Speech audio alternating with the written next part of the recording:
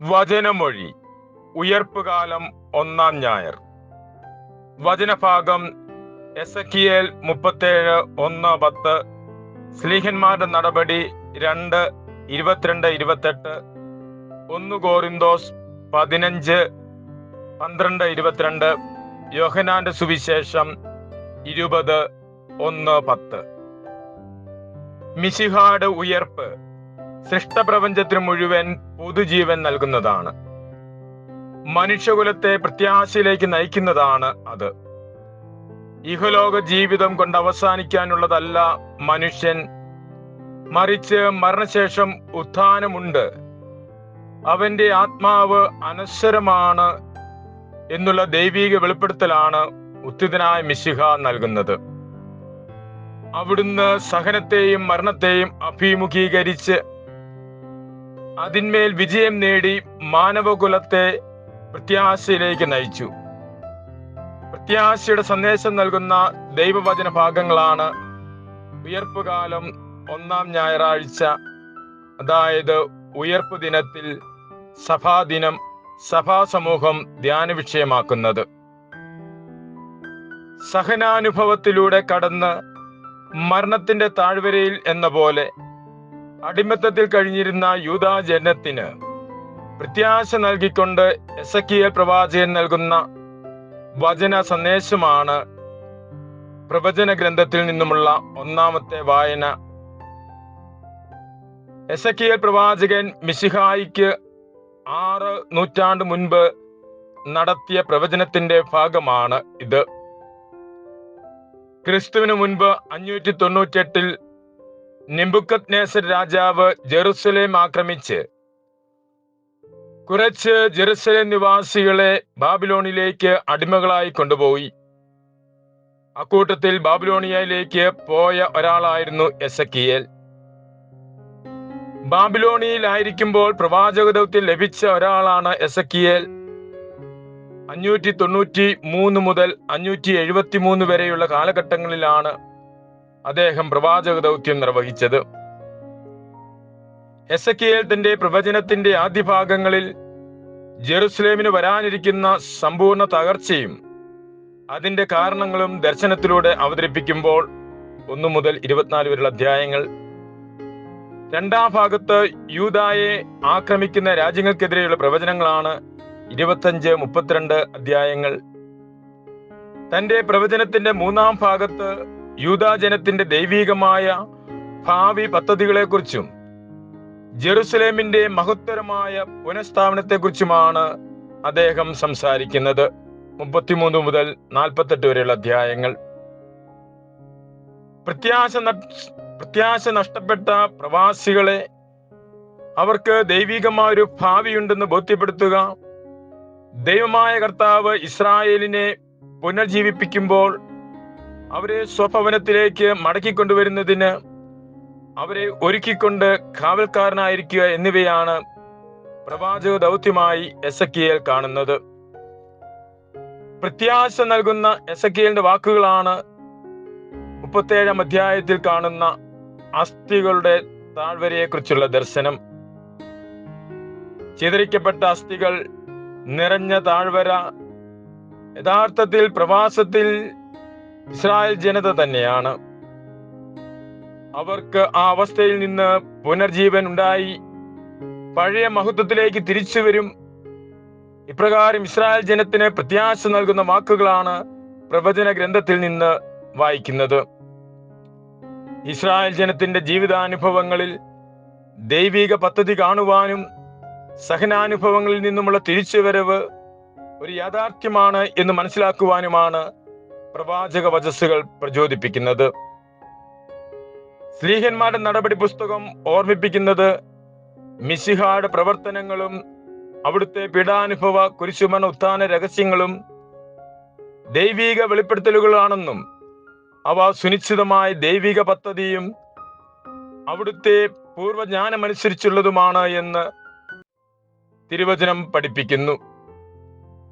ജെറുസലേമിൽ പത്രോസ്ലീഹ നടത്തുന്ന പ്രഥമ പ്രസംഗത്തിൽ നിന്നുമുള്ള ഭാഗമാണ് നടപടി പുസ്തകത്തിൽ രേഖപ്പെടുത്തിയിരിക്കുന്നത്. മിശിഹ രഹസ്യം ദൈവിക പദ്ധതിയുടെ പൂർത്തീകരണമാണ് എന്ന് യഹൂദന് മുൻപിൽ പ്രഖ്യാപിക്കുന്നതിന് അവരുടെ ഏറ്റവും വലിയ രാജാവും ദൈവത്തിന്റെ ഹൃദയത്തിനൊത്ത മനുഷ്യൻ എന്ന് തിരുലിഖിതം സാക്ഷ്യപ്പെടുത്തുന്നതിനുമായ സങ്കീർത്തനകർത്താവ് ദാവീദ് രാജാവിനെ ഉദ്ധരിച്ചുകൊണ്ടാണ് പത്രോസ് പ്രസംഗിക്കുന്നത്.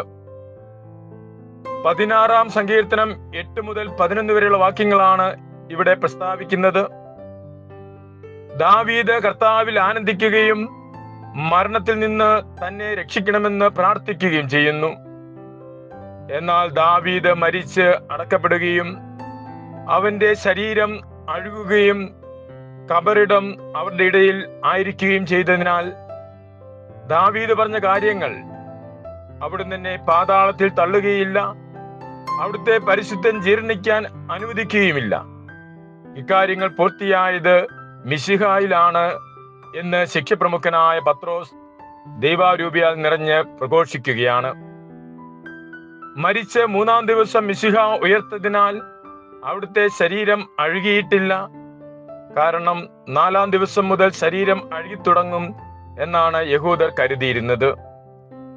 മിശിഹ മരിച്ചവരിൽ നിന്ന് ഉത്ഥാനം ചെയ്തു എന്നതും അത് ദൈവിക പദ്ധതി അനുസരിച്ചായിരുന്നു എന്നതുമാണ് പത്രോസിന്റെ പ്രസംഗത്തിന്റെ രത്ന ചുരുക്കം. പൗലോസ്ലീഹ കോരിന്തോസിലെ സഭയ്ക്ക് അസംയുക്തമായി എഴുതുകയാണ്, ക്രൈസ്തവ വിശ്വാസത്തിന്റെ അടിത്തറ മിശിഹായുടെ ഉത്ഥാനമാണ്. അതുപോലെ തന്നെ മിശിഹായുടെ ഉയർപ്പ് നൽകുന്ന ഏറ്റവും വലിയ ഉറപ്പ് മിശിഹായിൽ മരിക്കുന്ന എല്ലാവരും ഉയർപ്പിക്കപ്പെടുമെന്നതാണ്. മനുഷ്യവർഗത്തിന്റെയും സമസ്ത ലോകത്തിന്റെയും രക്ഷാദൗത്യം മിശിഹായുടെ ഉയർപ്പിലൂടെ യാഥാർത്ഥ്യമായി എന്ന് പൗലോസ്ലീഹ വ്യക്തമാക്കുന്നു. ഉത്ഥിതനായ മിശിഹായെ കണ്ടതാണ് തന്റെ അപ്പസ്തോലികതയുടെ തെളിവ് എന്ന് പൗലോസ്ലീഹ ആവർത്തിക്കുന്നുമുണ്ട്. നടപടി ഗ്രന്ഥകാരൻ അത് വിവരിക്കുന്നു. ആ അനുഭവ സാക്ഷ്യത്തിന്റെ ശക്തിയാണ് മിശിഹായുടെ ഉയർപ്പിനെ കുറിച്ചും മരിച്ചയുടെ ഉത്ഥാനത്തെക്കുറിച്ചും ഇപ്രകാരം തർപ്പിച്ചു പറയുന്നതിന് പൗലോസ്ലീഹായെ പ്രേരിപ്പിക്കുന്നത്. മിശിഹായുടെ ഉത്ഥാനത്തിൽ സംഭവിച്ചതുപോലെയുള്ള ഉയർപ്പിലാണ് നാം വിശ്വസിക്കുന്നത്. ലാസറിന് മരണത്തിന് ശേഷം 4-ാം ദിവസം പൊതുജീവൻ നൽകിയതും ജായറോസിന്റെ മകളെയും വിധവയുടെ പുത്രനെയും മരണത്തിൽ നിന്ന് കൈപിടിച്ചെഴുന്നേൽപ്പിച്ചതും മിശിഹായാണ്. പിതാവിന്റെ പദ്ധതി അനുസരിച്ച് 3-ാം നാൾ ഉത്ഥാനം ചെയ്ത മിശിഹായാണ് നമ്മുടെ ഉത്ഥാനത്തിന്റെ അച്ചാരം. എന്തെന്നാൽ അവിടുന്ന് അരുൾ ചെയ്തു, ഞാനാണ് ജീവനും പുനരുത്ഥാനവും. സമാന്തര സുവിശേഷങ്ങളിൽ നിന്ന് വ്യത്യസ്തമായി ഉത്ഥാനാനുഭവ വിവരണമാണ് യോഹന്നാൻ ശ്ലീഹ തന്റെ സുവിശേഷത്തിൽ നൽകുന്നത്. മിശിഹായുടെ പീഡാസഹനവും ഉത്ഥാനവും ശിഷ്യന്മാരെ വളരെയധികം തളർത്തി. എന്നാൽ അവിടുത്തെ ഉത്ഥാനം അവരുടെ ഇടയിൽ സന്തോഷവും വിശ്വാസവും വിസ്മയവും പടർത്തി.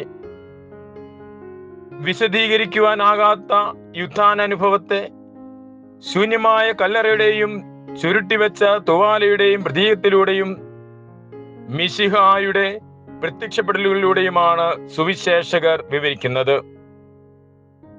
മിശിഹായുടെ ഉയർപ്പിന് ആദ്യം സാക്ഷ്യം വഹിക്കുന്ന ശിഷ്യന്മാരെയാണ് ഇന്നത്തെ സുവിശേഷത്തിൽ കാണുന്നത്.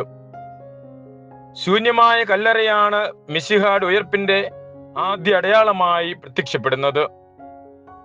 ഉത്ഥിതനായ മിശിഹ ശിഷ്യന്മാർക്ക് പ്രത്യക്ഷപ്പെടുന്നതിന് മുൻപ് തന്നെ ശൂന്യമായ കല്ലറ കണ്ട് മിശിഹായുടെ ഉയർപ്പ് വിശ്വസിച്ചവരാണ് ശിഷ്യന്മാർ.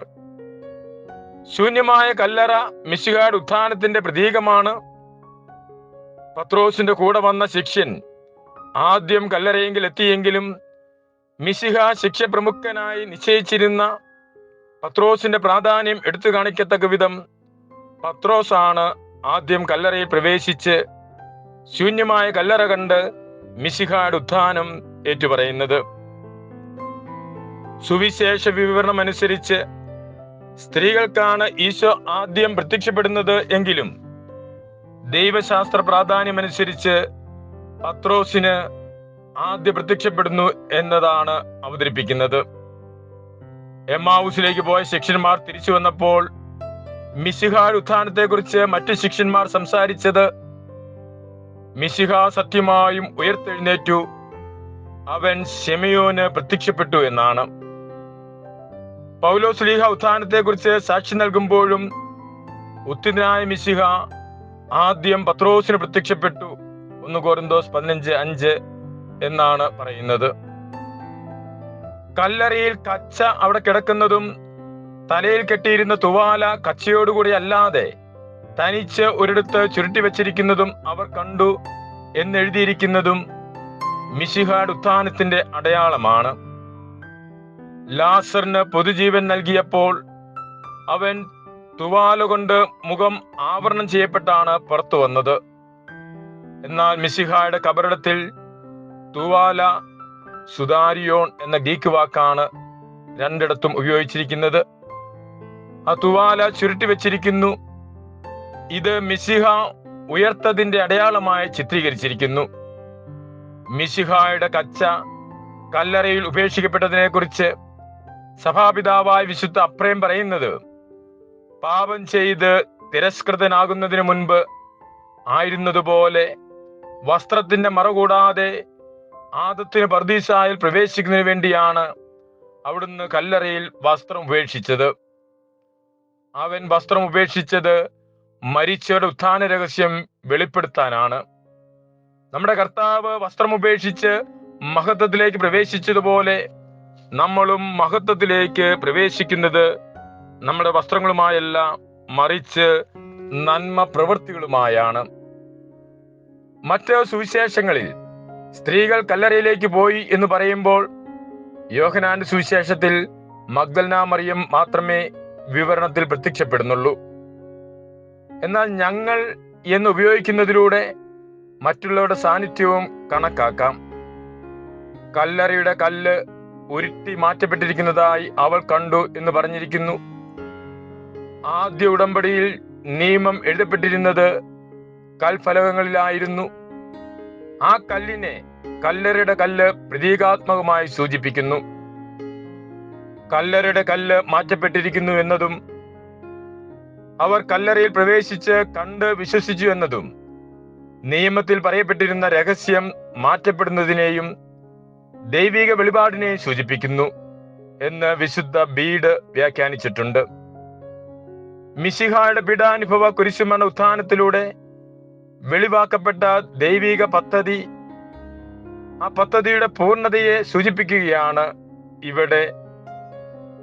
കല്ലറയിൽ പ്രവേശിച്ചെങ്കിലും ഈശോയെ അവിടെ കണ്ടില്ല. അവൻ മരിച്ചവരിൽ നിന്ന് ഉയർത്തതിനാൽ അവൻ നശ്വര ശരീരം അവിടെ കാണുന്നില്ല. എന്നാൽ അവന്റെ കൗദാശികമായ സാന്നിധ്യത്തിന്റെ അനാച്ഛാദനമാണ് കല്ലറയുടെ കല്ല് മാറ്റപ്പെട്ടതിലൂടെ യാഥാർത്ഥ്യമായത്. അവൻ കുദാശയിൽ എന്നും പ്രത്യക്ഷമാണ്. ഉത്ഥിതനായ മിശിഹ കൗദാശികമായി എന്നും കൂടെയുണ്ടായിരിക്കും എന്ന ഉറപ്പും അതിൽ നിന്ന് ലഭിക്കുന്ന പ്രത്യാശയുമാണ് ഉയർപ്പ് തിരുനാൾ നമുക്ക് നൽകുന്ന സമ്മാനം. ഉയർപ്പ് തിരുനാളിന്റെ സന്തോഷവും സമാധാനവും പ്രത്യാശയും നമ്മുടെ കുടുംബങ്ങളിൽ എന്നും നിലനിൽക്കട്ടെ എന്ന് പ്രാർത്ഥിച്ചുകൊണ്ട് ഉയർപ്പ് തിരുനാളിന്റെ മംഗളാശംസകളോടെ കുറ്റ്യാനിക്കൽ സെബാസ്റ്റ്യൻ അച്ഛൻ.